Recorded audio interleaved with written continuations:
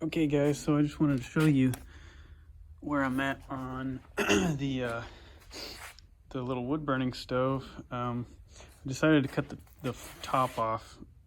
Part of me regrets that, but we'll see how I feel about it once I get a door on and whatnot. But one thing I wanted to show you all, I just built this little tray. I couldn't find the rivet gun, so for now I've just got these self-tappers in there.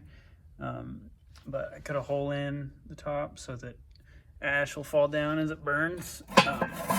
But just pull this tray out, empty it, and then you can see how I welded that bar in there to capture it and stop in the back. So all in all, it's coming together really good.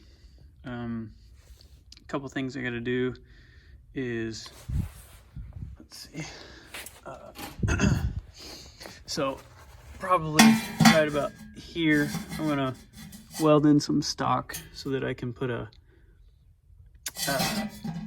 grate here, and then I'm not really sure what the optimal height for it is. I'm definitely going to use probably some angle iron.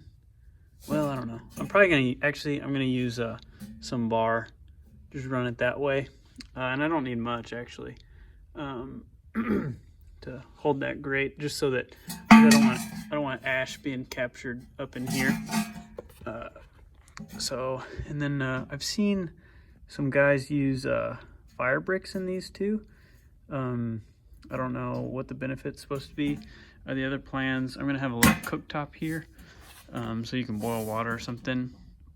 And then of course a stovepipe back here. So yeah, let me know what you guys think. Thanks, bye.